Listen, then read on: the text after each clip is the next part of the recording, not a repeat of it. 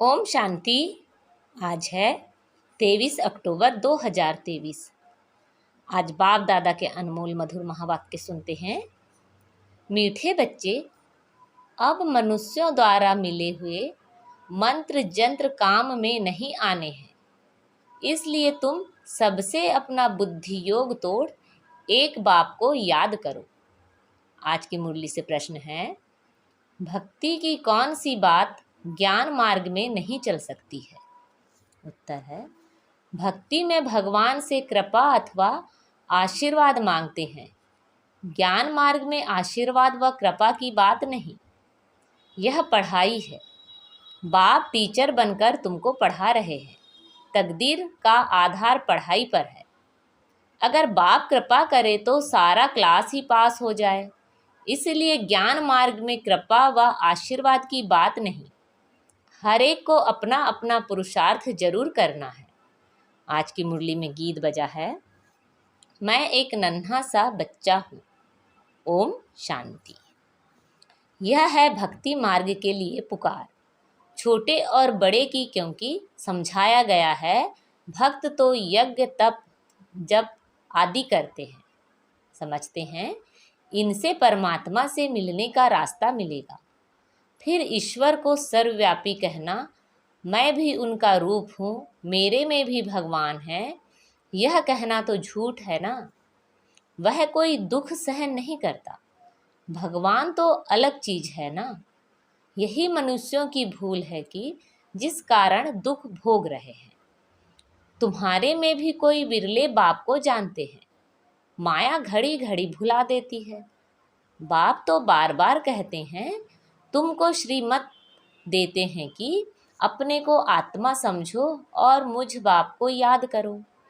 यह है श्रेष्ठ ते श्रेष्ठ मत। बाप की श्रीमत से मनुष्य नर से नारायण, पतित से पावन बनते हैं। इस समय के जो यह पतित मनुष्य हैं, उन्हों की श्रेष्ठ मत नहीं है। भगवान ने भी कहा है कि यह भ्रष्टाचारी आसुरी संप्रदाय है। बाप कहते हैं, तुम्हारा देवी देवता धर्म बहुत सुख देने वाला है, तुमने बहुत सुख पाया है। यह बना बनाया ड्रामा है, ऐसे नहीं कि भगवान ने क्यों बनाया है। यह तो अनादि ड्रामा है ना। ज्ञान माना दिन, भक्ति माना रात। ज्ञान से अब तुम स्वर्गवासी बन रहे हो, भक्ति से नरकवासी बने हो। परंतु मनुष्य पत्थर बुद्धि होने कारण समझते नहीं। क्रोध कितना भारी है, कितने बम्स बनाते रहते हैं। समझते हैं विनाश जरूर होगा, तो यह भ्रष्टाचारी बुद्धि हुई ना। कलयुग को कहा जाता है रावण राज्य। रावण ही भ्रष्टाचारी बनाते हैं। बाप आकर ऑर्डिनेंस निकालते हैं कि अब भ्रष्टाचार बंद करो। नंबर 1 भ्रष्टाचार है एक दो को पतित बनाना। यह है वेश्यालय। कलयुगी भारत को वेश्यालय कहा जाता है। सब विष से पैदा होने वाले हैं। सतयुग को कहा जाता है शिवालय। शिव बाबा का स्थापन किया हुआ पवित्र भारत। लक्ष्मी नारायण आदि को कहा जाता है सर्वगुण संपन्न, 16 कला संपूर्ण, संपूर्ण निर्विकारी। फिर यह प्रश्न नहीं उठ सकता कि बच्चे कैसे पैदा होते हैं। जबकि तुम बच्चे योग बल से विश्व के मालिक बन सकते हो, तो योग बल से क्या नहीं हो सकता है। बाबा कहते हैं, तुम योग बल से श्रीमत पर स्वर्ग के मालिक बन सकते हो, तो वहाँ योग बल से बच्चे भी पैदा होंगे। बाहुबल से सारी सृष्टि पर राज्य नहीं कर सकते। उन्हों का है बाहुबल, तुम्हारा है योग बल। तुम सर्वशक्तिमान बाप से योग लगाते हो। सर्वशक्तिमान बाप खुद कहते हैं, मुझे याद करो तो तुम्हारे विकर्म विनाश होंगे। परंतु कोई की बुद्धि में ठहरता नहीं। उसी समय हाँ हाँ कहते हैं, फिर भूल जाते हैं। बरोबर भगवान बेहद का बाप राजयोग सिखलाकर ज्ञान से हमारा श्रृंगार कर रहे हैं। फिर भी बुद्धि में नहीं बैठता है तो कहेंगे उसकी तकदीर में नहीं है, इसलिए तदबीर नहीं करते। टीचर तो सबको पढ़ाते हैं, फिर कोई कितना पढ़ते हैं, कोई नापास हो जाते हैं। टीचर को थोड़े ही कहेंगे आशीर्वाद करो, पढ़ाई में आशीर्वाद, कृपा आदि नहीं चलती है। ज्ञान मार्ग में तो बाप तुमको नमस्ते करते हैं, कृपा व आशीर्वाद नहीं मांगनी है। बाप के पास बच्चा आया है तो वह मालिक ही बन जाता है। बाप कहते हैं यह तो मालिक है, कृपा की बात नहीं। बाप ही मिल्कियत सो बच्चे की हो गई। हाँ, बाकी बच्चों को सुधारना वह फिर टीचर का काम है। टीचर कहेंगे पढ़ो, पढ़ना तुम्हारा काम है, कृपा क्या करेंगे। गुरु का भी फर्ज है रास्ता बताना, सदगति मार्ग का, आशीर्वाद की बात नहीं। यह तो एक ही बाप टीचर गुरु है, तीनों से कृपा मांगने की बात नहीं। बेसमझ मनुष्यों को बाप बैठ समझ देते हैं, यह तो उनकी आशीर्वाद है ही। बाकी उस पर चलना बच्चों का काम है। गाया हुआ है श्रीमद् भगवान नुआच, वह है उच्च ते उच्च, तो उनकी मत भी उच्च होगी ना। श्रीमत से तुम श्रेष्ठ देवी देवता बन रहे हो, नंबरवार पुरुषार्थ अनुसार। तुम भी समझ सकते हो हम कितनी मार्क्स से पास होंगे। स्कूल में स्टूडेंट समझ तो सकते हैं ना, हमने पूरा पढ़ा नहीं है इसलिए हम नापास होंगे। बाप भी रजिस्टर से समझ जाते हैं यह नापास होगा। यह भी बेहद का बाप टीचर गुरु एक ही है, यह भी जानते हैं, बच्चे भी जानते हैं। हम पढ़ते नहीं तो जरूर कम पद होगा। यह भी पुरुषार्थ नहीं करते कि अच्छा हम तीखा पढ़ें। भल कितना भी माथा मारते हैं, समझाते हैं तो भी कुछ नहीं करते। श्रीमत पर ना चलने से कम पद पाएंगे। जो बच्चे बनते हैं वह डिनायस्टी में तो आ जाएंगे, उनमें भी बहुत पद है ना। दास दासी भी बनते हैं। बच्चे जानते हैं पढ़ेंगे पढ़ाएंगे नहीं तो दास दासी बनेंगे, परंतु वह भी रॉयल रहते हैं। लक्ष्मी नारायण के हीरे जवाहरों के महल होंगे तो दास दासियां भी वहाँ रहेगी ना। फिर नंबरवार आगे चल पद पा सकते हैं। प्रजा में भी नंबरवार है। भक्ति मार्ग में मनुष्य इंश्योर करते हैं ना। ईश्वर अर्थ दान देते हैं। समझो कोई ने हॉस्पिटल बनाई होगी तो दूसरे जन्म में अच्छी निरोगी काया मिलेगी। अल्पकाल के लिए फल तो मिलता है ना। कोई ने पाठशाला खोली होगी तो दूसरे जन्म में अच्छा पढ़ेंगे। धर्मशाला खोली होगी तो दूसरे जन्म में रहने के लिए अच्छा मकान मिलेगा। तो यह इंश्योर करना हुआ ना। हर एक अपने को इंश्योर करते हैं। अभी तुम्हारा है डायरेक्ट ईश्वर के साथ, वह है इनडायरेक्ट, यह है डायरेक्ट इंश्योर करना। बाबा यह सब कुछ आपका ही है, हम ट्रस्टी हैं। इनके बदले में आप हमें 21 जन्म के लिए स्वराज्य दे देना। यह हुआ डायरेक्ट बाप को इंश्योर करना 21 जन्म के लिए। बाप कहते हैं अपना बैगेज सब सतयुग में ट्रांसफ़र कर दो। जैसे लड़ाई लगती है तो फिर छोटे छोटे राजाएं बड़े राजाओं के पास अपनी मिल्कियत रखते हैं। फिर लड़ाई जब पूरी हो जाती है तो फिर बड़ों से वापस ले लेते हैं। बाबा तो इन बातों का अनुभवी है ना। बाप भी जानते हैं, यह दादा भी जानते हैं। समझना चाहिए हमको, दादा द्वारा बाप से वर्षा मिलता है। बाप पढ़ाते हैं, हेविनली गॉड फादर वह बाप है, यह नहीं, यह है दादा। पहले जरूर दादे का बनना पड़े। बाबा हम आपके हैं, आपसे हम वर्षा लेंगे। और सब तरफ से बुद्धि योग तोड़ना, इसमें मेहनत है। बाप कहते हैं अभी और गुरु आदि के मंत्र कोई भी काम में नहीं आएंगे। कोई भी मनुष्य मात्र का मंत्र अभी काम नहीं आएगा। मैं तुमको कहता हूँ मुझे याद करो तो तुम्हारी विजय है। तुम्हारे सिर पर पापों का बोझा बहुत है। अब मुझे याद करो तो विकर्म विनाश होंगे। फिर तुमको स्वर्ग में भेज दूंगा। पहले तो यह निश्चय चाहिए ना। निश्चय नहीं है तो बाबा बुद्धि का ताला भी नहीं खोलता, धारणा नहीं होती।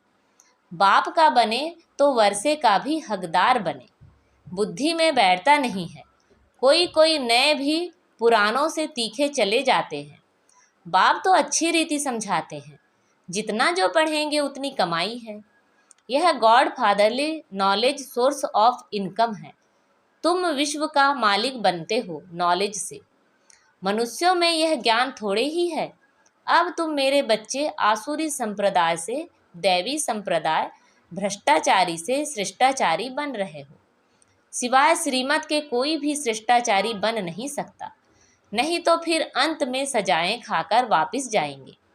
भल थोड़ा बहुत जो सुनते हैं वो स्वर्ग में आएंगे, परंतु बिल्कुल ही साधारण प्रजा में।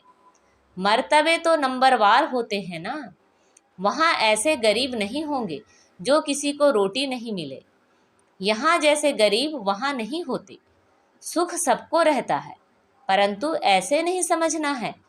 अच्छा, प्रजा तो प्रजा ही सही, यह तो कमजोरी हुई ना। पहले तो पक्का निश्चय चाहिए। यह निराकार भगवान नुआज है। भगवान कहते हैं, मुझे मनुष्य चोला तो नहीं है, मेरा नाम है शिव। बाकी जो भी देवताएं या मनुष्य हैं, सबके शरीर पर नाम है। मेरा नाम शरीर पर नहीं है। मुझे अपना शरीर ही नहीं है। शरीरधारी को भगवान नहीं कहा जाता, मनुष्य कहा जाता है। मनुष्य को भगवान मानने से ही भारतवासी बेसमझ बन गए हैं। नहीं तो भारतवासी बहुत सयाने थे।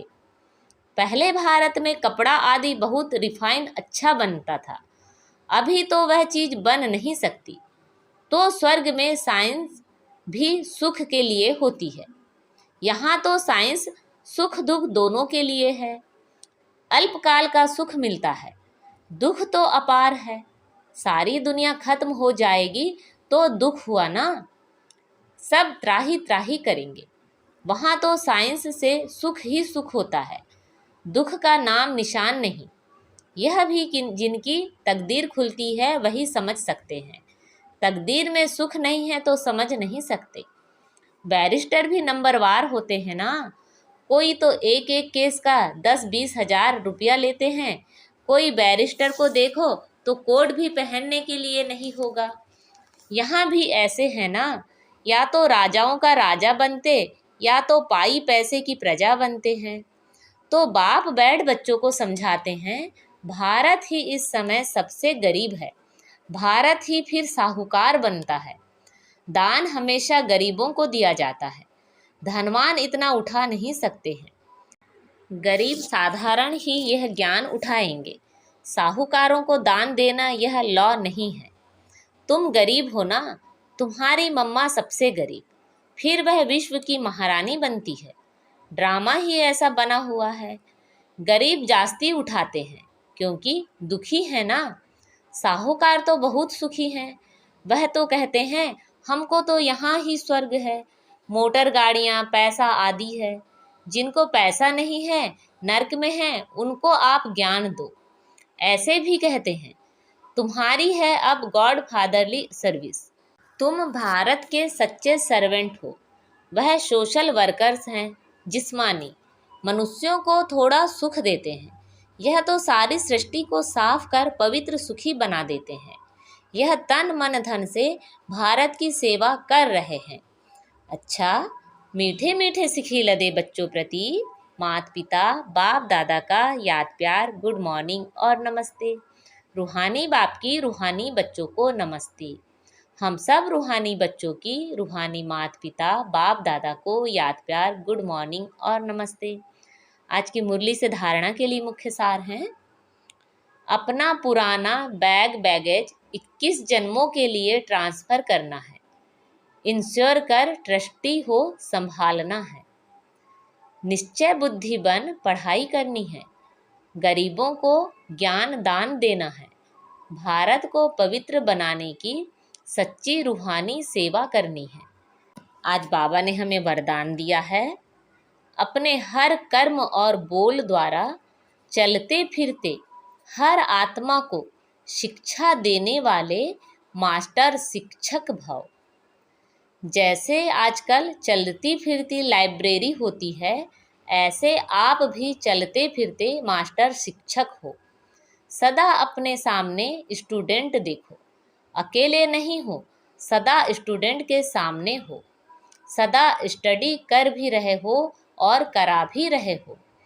योग शिक्षक कभी स्टूडेंट के आगे अलबेले नहीं होंगे, अटेंशन रखेंगे। आप सोते हो, उठते हो, चलते हो, खाते हो, हर समय समझो हम बड़े कॉलेज में बैठे हैं, स्टूडेंट देख रहे हैं। आज का स्लोगन है, आत्मनिश्चय से अपने संस्कारों को संपूर्ण पावन बनाना ही श्रेष्ठ योग है। अच्छा, ओम शांति।